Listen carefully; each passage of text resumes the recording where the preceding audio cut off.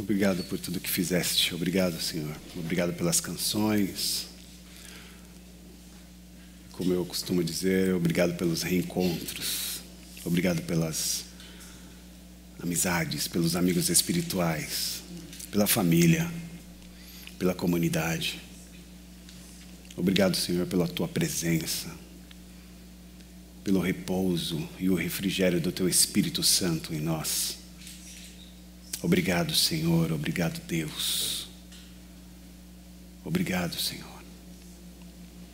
Como é bom, Senhor, mergulhar nessa esfera do teu Espírito, recebendo a sua paz.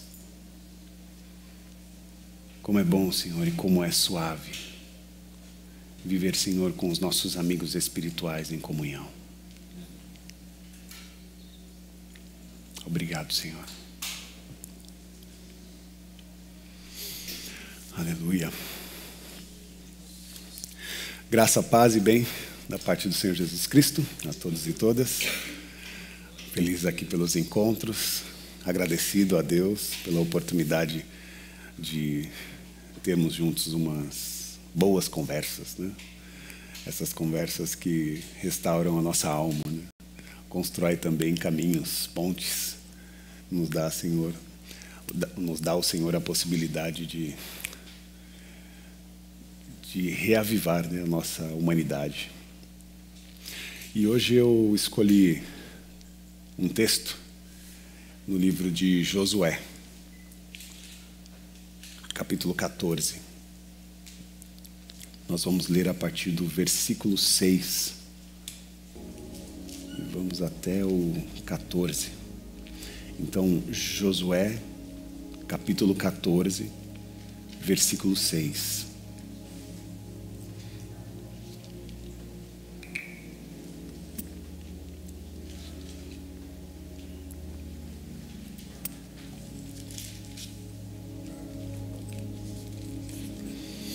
Você encontrou, diga sim.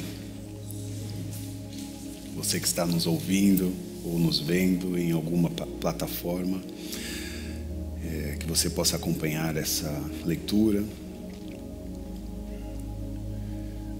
firmando o seu coração ao desejo do aprendizado com Deus. Josué 14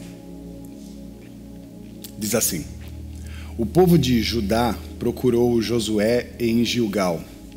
Calebe, filho de Jefuné, o quenezeu, disse: sem dúvida, você deve estar lembrando do que o Eterno disse a Moisés, o homem de Deus, com respeito a você e a mim, quando ainda estávamos em Cades Barneia. Eu tinha 40 anos de idade quando Moisés me enviou a Cades Barneia para espionar a terra. Apresentei um relatório preciso e verdadeiro. Meus companheiros desencorajaram o povo, mas eu permaneci firme do lado do Eterno, o meu Deus. Foi nesse dia que Moisés prometeu solenemente: você herdará a terra que seus pés pisaram. Ela será sua e dos seus descendentes para sempre, pois você é dedicado ao Eterno. Agora veja só, o Eterno me manteve vivo, como havia prometido. Já se passaram 45 anos desde que ele disse aquelas palavras a Moisés, no tempo em que Israel peregrinava no deserto. Hoje estou com 85 anos de idade. Estou tão forte quanto na época em que Moisés me enviou para espionar a terra. Ainda tenho forças para sair à guerra. Por isso, dê-me a região montanhosa que o Eterno prometeu a mim. Você mesmo ouviu o relatório e sabe que os Enaquins vivem ali, em cidades fortificadas. Se o Eterno for comigo, eu os expulsarei, como ele prometeu. Versículo 13. Josué o abençoou. Ele deu Hebrom por herança a Calebe, filho de Jefuné. Hebrom pertence a Calebe, filho de Jefuné, o quenezeu, até hoje, porque ele era dedicado ao Eterno, o Deus de Israel. Até aí. Oremos mais uma vez. Senhor e Deus, nosso Pai, nós te louvamos, cantamos canções com alegria, Senhor, no coração, pela oportunidade que o Senhor nos dá. É a partir desta oportunidade que desenvolvemos as nossas relações e a experiência do encontro. E é no encontro que queremos desenvolver o entendimento da sua palavra. Que o Senhor fale conosco. Que não sejamos nós ou as nossas fragilidades, mas que o Senhor nos fortaleça a ouvir a sua voz, ouvir a sua mensagem, que a sua graça nos abra a consciência para perceber, compreender e fazer com que ela seja real em nosso cotidiano. Nos ensina, Pai. Esse é o nosso desejo. Nos ensina, Senhor Jesus. Nos mostra o caminho. E se manifesta em cada um de nós com o teu Espírito. Haja livremente em cada um de nós. Esse é o desejo do nosso coração. Em nome do Senhor Jesus. Amém. Amém. Amém. Louvado seja o nome do Senhor. Exaltamos o nome do Senhor com alegria, porque essa é uma oportunidade de examinar os textos bíblicos e também recordar algumas coisas que o Senhor mesmo nos deixou. E uma delas é parte da consciência ou da perspectiva dos sonhos. Entender que o Senhor coloca em nossos corações sonhos, coloca em nossas vidas sonhos, desejos. E é possível, sim, vivenciar sonhos de Deus. Em tempos em que as pessoas estão tão secas, né, de sentimentos, até os sonhos acabam entrando numa experiência muito, sei lá, banal. E não é razoável a gente pensar dessa forma, porque a Bíblia mostra muito e fala a respeito de histórias de pessoas que sonharam.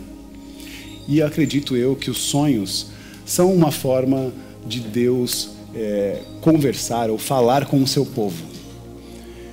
É óbvio que nem todos os sonhos têm um significado, mas nós sabemos que diversas histórias, há muitos sonhos especiais de Deus na Bíblia Sagrada. E eles precisam ser examinados, percebidos, compreendidos. Eu penso também que o sonho são planos para o futuro. E sonhos bons são aqueles que são construídos ou desenvolvidos em uma mente ou uma pessoa que está ocupada e guiada por Deus. Que está sendo ocupada e guiada por Deus. Então, sonhos são possíveis. Sonhos não envelhecem. Sonhos podem ser reais. Podem alimentar o nosso coração para uma perspectiva futura. E como é bom ter no coração um sonho de Deus. Porque a gente sonha muito também. E como organizar também o que é de Deus e o que é só dos nossos anseios, o que é só da nossa carne, o que é só do nosso corpo, dos nossos sentimentos. Então há necessidade sim de perceber os sonhos de Deus, e os sonhos de Deus não são sonhos necessariamente sonhados, na perspectiva de quem dormiu e sonhou. Porque aqui nós falamos de Calebe, de um homem que recebeu um sonho de Deus. Não foi um sonho sonhado, mas foi um sonho vivido. Foi um sonho que veio a partir de uma palavra, de uma manifestação de Deus que acontecia na história e que tocou a vida desse moço. Então, dentro dessa introdução, sonhar é preciso. E perceber, a partir dessa história, que os sonhos não envelhecem. Nós passamos por um tempo difícil, a vida está difícil. Nós estamos em crise. Não é uma crise só típica do nosso país, é uma crise mundial. Nós estamos vivendo tempos de grande dificuldade inimaginável, porque nós não imaginaríamos estar dentro desse contexto, nos piores cenários que construímos. E não vivemos essas dificuldades a partir de uma análise profunda de como a dor nos toca. Em outras palavras, existe a dificuldade que nós estamos e que nós percebemos dentro desse tempo pandêmico, que é uma dificuldade, é uma situação difícil. Existe também esta dificuldade que vem dentro dos desastres naturais que nós percebemos, que não chegou até nós, mas nós vimos famílias, pessoas que foram soterradas, que perderam famílias, perderam as suas casas, estão enlutadas e precisam de ajuda. Nós tivemos agora o último relatório nessa semana a respeito da fome, e o nosso país volta para o mapa da fome. Mais de 30 milhões de pessoas estão em estado de fome ou no estado de necessidade, né, de alimento.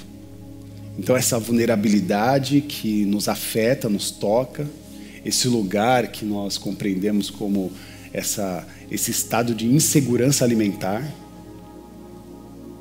que tem vários níveis, né? Pelo menos 3 que eles nos mostram, né? Que é o nível leve, o moderado, e tem a insegurança alimentar mais grave, né?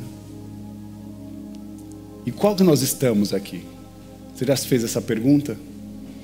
Porque a insegurança alimentar leve é aquela que você precisa fazer as contas quando você chega no supermercado e às vezes abrir mão de comprar algumas coisas de qualidade para organizar a sua cesta ali e conseguir fazer com que ela fique completa até o final do mês. Se você está nesse lugar, você vive em insegurança alimentar. E essa é a leve. Tem a grave. Tem aquela pessoa que chega em casa e não sabe o que vai comer no dia de amanhã.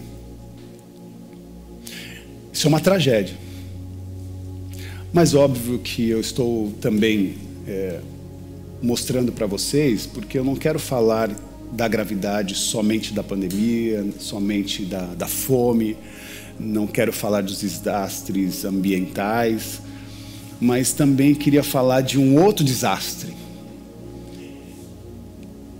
E é difícil dizer, mas às vezes penso que é tão grande ou tão grave quanto estas que eu exemplifiquei aqui, que é o desastre da desesperança, o desastre do medo, ou a falência dos nossos sonhos. Conversar com as pessoas, com os meus pares, com os meus amigos e familiares, hora ou outra nós nos esbarramos com esses termos: a falta de esperança, as pessoas com o medo e a falência de sonhos, porque parece que não se sonha mais, ou que não se é permitido sonhar. A que ponto chegamos? O que é que aconteceu? O que é que nos aflige? O que é que mexeu com a nossa humanidade, que nos colocou nesse lugar desconfortável? Talvez esses exemplos. Talvez muitos outros. Mas o fato é que nós precisamos lutar contra a desesperança.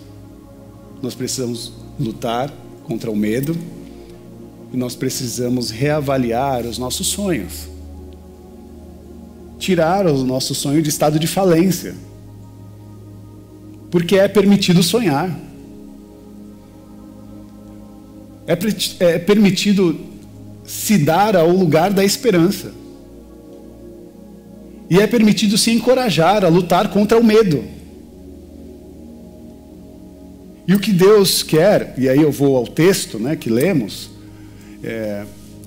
que nos mostra pelo menos 2 personagens, né, que são bem icônicos dentro dessa experiência, porque nós estamos falando de Josué e Caleb. E Josué e Caleb são líderes de um clã, cada um, das tribos de Israel, 12 tribos. E Moisés, quando chega, enfim, à Terra Prometida, e aí é importante dizer para vocês que o povo de Israel sai do Egito, sai das garras da escravidão. O Senhor, de forma milagrosa, abre o Mar Vermelho. Eles passam em terra firme, chegam ao outro lado com as sandálias secas e vão em direção a Canaã, a terra de paz e justiça para todos. E eles demoram quanto tempo para chegar lá? 3 meses. 3 meses. E quando eles chegam diante dessa terra prometida, são levantados 12 espias. E esses 12 espias estão entre eles Josué e Caleb. Josué e Caleb, homens conceituados no seu clã, se apresentam para essa tarefa e vão fazer essa expedição. E fazem uma expedição de 40 dias para puxar um relatório a respeito dessa terra da qual o Senhor tinha preparado para o seu povo. E quando eles vêm com o relatório em mãos para apresentar a Moisés, Josué e Caleb vêm com o coração feliz, motivado, esperançoso. Não vem da hora de tomar a terra pela qual o Senhor tinha prometido. E é muito estranho, porque sempre quando tem algo especial para acontecer, começa a vir um monte de pessoas para tentar trazer as suas problemáticas. E junto com esses 12 espias, tinham mais 10. E sabe o que aconteceu? Josué e Caleb foram minorias. Voto vencido. As pessoas começaram a falar mais dos problemas da terra, das dificuldades para o avanço, do que o bem que ali havia.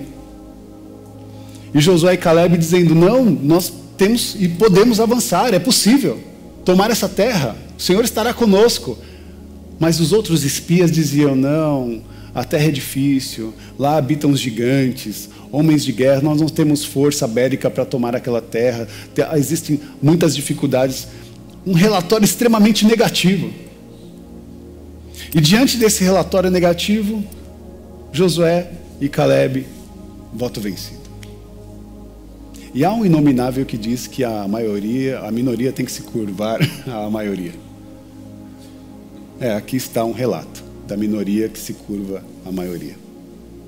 Sofre as consequências, porque se antes era 3 meses de viagem, agora para chegar na Terra Prometida são quantos anos? Diga você. 40 anos. Olha como a dificuldade é apresentada diante de nós e muitas vezes elas fogem da nossa capacidade de resolução, porque depende de um terceiro ou de outros. E é por isso que nós atravessamos certos desertos existenciais e desertos, que ferem a nossa pele, que nos machucam, nos corrompem. Por isso, Caleb finalmente reivindica o seu sucesso, a sua experiência. A sua experiência de paz, a sua experiência de refrigério, a sua experiência de salvação. Porque era o que Deus tinha prometido para o seu povo. Uma terra de paz, de justiça, a todos e todas. E foi nesse dia, em Josué 14, agora no verso 9, foi nesse dia que Moisés fez um pronunciamento solene. Ele diz assim: você herdará a terra que os seus pés pisaram. Ela será sua e dos seus descendentes para sempre, pois você é dedicado ao Eterno. Caleb aqui recebeu um sonho de Deus, uma palavra vinda do próprio Moisés. Moisés olhou para Caleb e disse: você vai pisar, você vai herdar essa terra que você pisou. Você foi lá espiar, né? E você queria entrar. E você foi voto vencido, né? Mas não se preocupa, porque você vai pisar nessa terra. Você vai herdar essa terra. E mais, seus filhos e filhas vão desfrutar dessa grande bênção. E tudo isso o Senhor fará, sabe por quê? Porque você é dedicado ao Eterno. Porque você é dedicada ao Eterno. É assim que as promessas do Senhor se constroem e se desenvolvem em nossas vidas. Não importa as dificuldades que passamos. Não importa o deserto que nós atravessamos. O que importa é que nós temos uma palavra, nós temos uma mensagem, nós temos uma profecia. O Senhor nos confiou um sonho. E nós iremos juntos sonhar os sonhos de Deus. Caleb estava dizendo isso. Sim, eu tenho um sonho. Ele estava dizendo, esse sonho, ele diz que Deus não permitirá que eu morra no deserto. Esse sonho que eu tenho diz que Deus não permitirá que eu morra sem vivenciar aquilo que Ele me prometeu. O deserto não tem a última palavra na minha experiência, não é a última configuração da minha existência. O deserto não vai terminar com os meus sonhos. Era o que o Caleb estava dizendo. E é o que eu encorajo a cada um e cada uma de vocês a dizer diante do deserto do qual você está passando. Porque há muitos exemplos e há muitas dificuldades. E algumas dificuldades e situações acontecem em termos muito individuais. Há certas dores e sofrimentos que eu passo que é diferente das suas. E que só podem ser compreendidas como um tempo de seca, de dificuldade, desértico. E esse deserto não pode ser um instrumento de paralisia para a nossa existência, para o nosso avanço, para a nossa humanidade. Mas nós precisamos resistir e nos encorajar para prosseguir.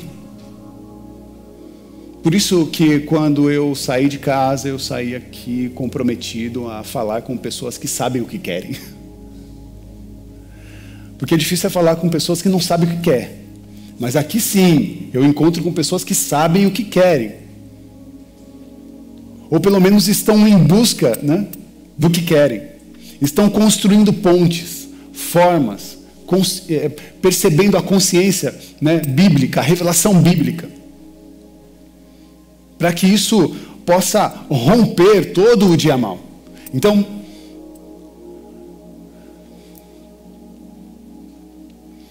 como nós vamos continuar? E como é que estão os nossos sonhos? Qual é o sonho de Deus para a sua vida? E o que te leva a continuar? O que tem lá fora do deserto, que te gera esperança? Porque às vezes a gente tem que fazer só esse exercício de trazer à memória aquilo que me dá esperança. O que é que tem lá fora do deserto, lá fora da dificuldade? O que é que tem lá fora que me encoraja a prosseguir?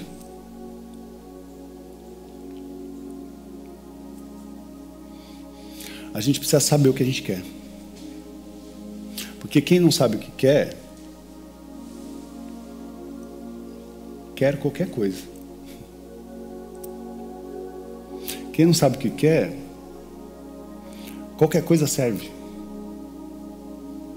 Uma vez eu ouvi uma história de um homem que entrou no elevador. Estava perdido. E o operador do elevador falou: qual andar, senhor? E ele disse: qualquer um, estou perdido. Porque quem não sabe para onde vai, qualquer caminho serve. E me parece que as pessoas estão perdidas por isso. Porque não sabem. Porque perderam os seus sonhos. Ou não conseguiram discernir o sonho de Deus para com a sua vida. E uma pessoa perdida procura qualquer caminho, qualquer forma, qualquer coisa que se sirva, né? Diz o poeta Arnaldo Antunes, né? Que diz: qualquer coisa que se sirva. Tem tanta coisa boa, deve ter alguma que sirva, né? Essa busca incessante de qualquer coisa que me deixe respirar. Mas nós aqui sabemos que nós não precisamos procurar qualquer coisa, porque nós já encontramos o nosso mestre, o nosso Deus, o nosso Senhor. Nós estamos falando de Jesus, porque Caleb aqui encontrou o Senhor e tinha uma palavra, tinha uma promessa. E essa palavra, essa promessa trouxe e encorajou o seu coração a prosseguir. O meu sonho é... 3 pontinhos.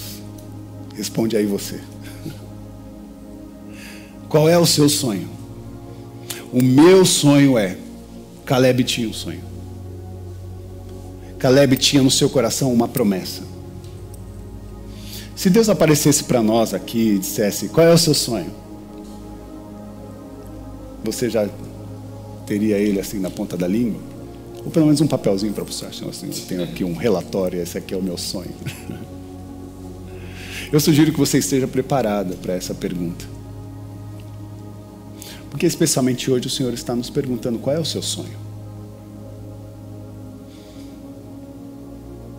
Porque são tantas dificuldades, tantas desesperanças, que a gente já não sonha mais, a gente não tem mais projeto de vida, projeto de futuro. E é o que eles querem. Ou elas, as adversidades. Tirar os nossos sonhos. Tirar a nossa perspectiva de futuro. E nos incapacitar de vivenciar as coisas boas que Deus tem colocado diante de nós. É uma mesa farta que Ele nos prometeu. E por que é que nós não estamos desfrutando dela? Quais são os medos? Então, meus irmãos, meu sonho é... E você precisa colocar, né, o seu coração dentro dessa perspectiva e dentro dessa atividade. E aí eu termino com uma frase do Viktor Frankl. Porque o convite é para que você seja um protagonista da vida. Especialmente da sua vida. Seja um protagonista da sua vida. Assuma as rédeas, sabe? E o Viktor Frankl vai dizer que quem tem um porquê, enfrenta qualquer como. Quem tem um porquê, enfrenta qualquer como. E esse porquê não é de dúvida não, viu? É um porquê junto com um acento circunflexo. É o porquê de uma causa. É o porquê, assim, quem tem uma causa, quem tem um motivo, né? Quem tem uma razão, continua, permanece, resiste. Quem tem um sonho é capaz de visualizar. Quem tem um sonho consegue perceber, consegue enfrentar, consegue prosseguir. E aqui, Caleb tinha um sonho, tinha uma palavra, tinha uma esperança. em seu coração. E é incrível a forma como ele se resulta isso. 40 anos de idade ele entrou na terra prometida, ele pisou naquela terra. E depois foi impossibilitado de tomá-la para si. Passaram-se 45 anos. E quando ele chega a 85 anos, aqui tem um exercício extraordinário, porque mostra para nós a importância da gente fazer as pazes com Deus, fazer as pazes conosco, com a gente mesmo, e fazer as pazes com o outro, porque Caleb mostra esse exercício de um homem que não está mal-humorado com Deus porque pisou na terra e não desfrutou. Pelo contrário, há uma esperança, um sonho. Ele ainda confia naquela mensagem, naquela palavra que ele recebeu. Ele estava em paz com Deus. Fazer as pazes consigo também é importante, porque ele já tinha 85 anos. E ele poderia resmungar. Mas a mensagem diz que, olha, eu tenho 85 anos, mas me sinto da mesma forma que tinha 40, quando tinha 40.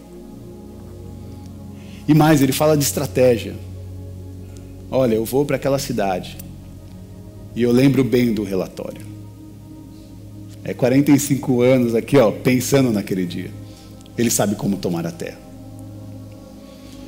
E Josué o abençoou. Eu sempre, quando vejo histórias de superação, especialmente as bíblicas, me inspiro a continuar. Assim como o Viktor Frankl, que habitou nos campos de Auschwitz, lá na Alemanha, nos campos de concentração, e que poderia se entregar à morte, mas resolveu ressignificar aquela experiência.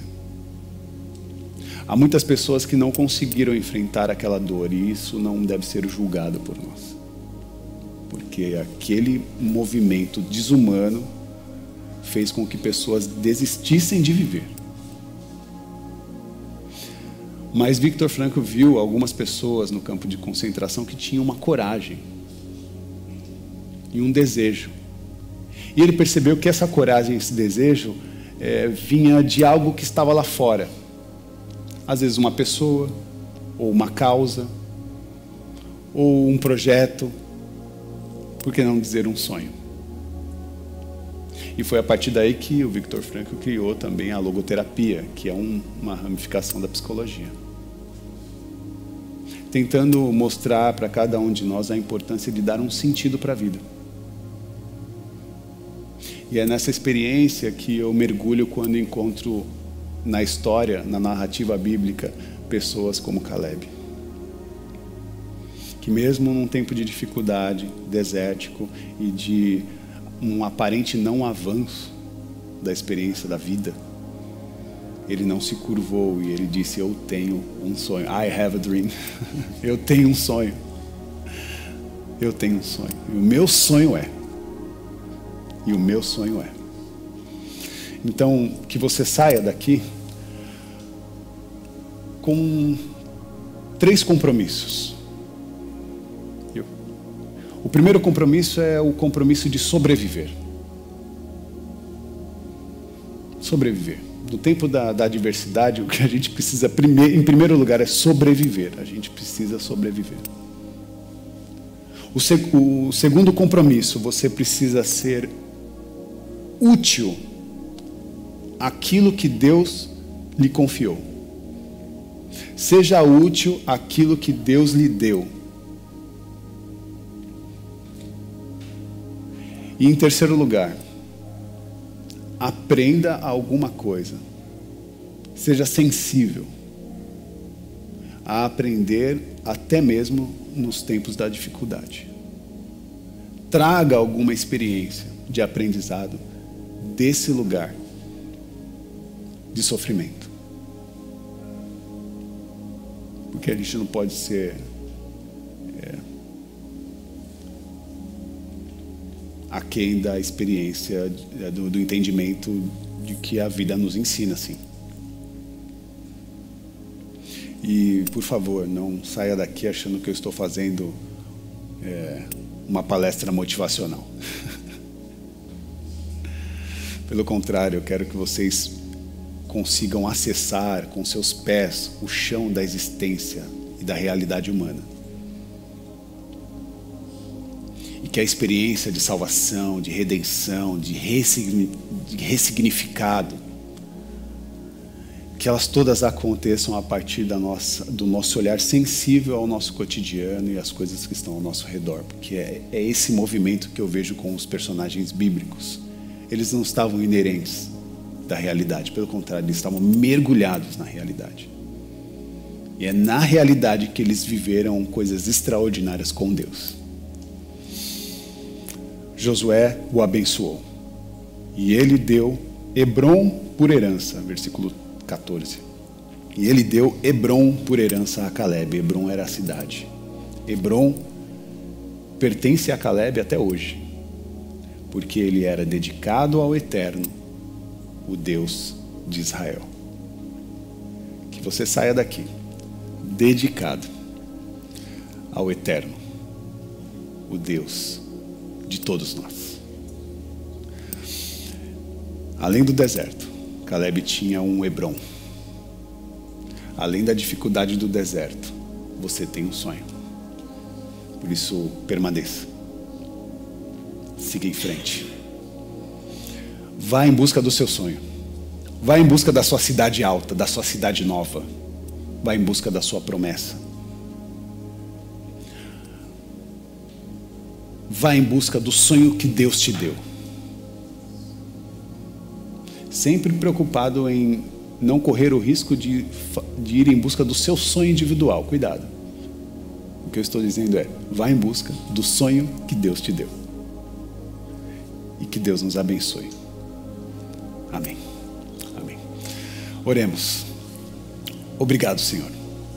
É com alegria que os nossos corações recebem a sua mensagem. E recebem, Senhor, com esta ação para o encorajamento. Que nós possamos sair todos daqui encorajados para uma experiência de vida do amanhã. Porque o Senhor nos dará toda a possibilidade, todas as ações que outrora estavam impossibilitadas, o Senhor abrirá os caminhos. Porque dentro dessa experiência do viver, há a nossa disposição para contigo. A nossa disposição para que o seu sonho se encaixe em nosso viver. Ajuda-nos, nos orienta, nos capacita, nos envolve com o seu amor e misericórdia e nos dá a possibilidade de fazer com que a sua graça alcance todos e todas ao nosso redor.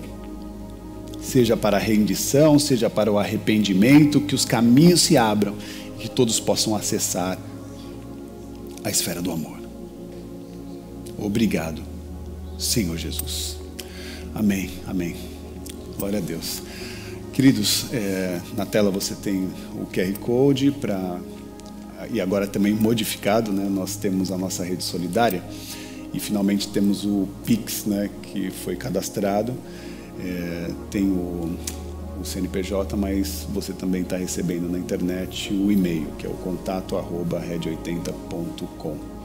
Essa é a nossa nova chave Pix para as pessoas que tinham nos dado a informação que estavam com dificuldade de fazer as contribuições. Agora você tem a possibilidade de fazer essa contribuição pela chave Pix do e-mail, que é contato@red80.com.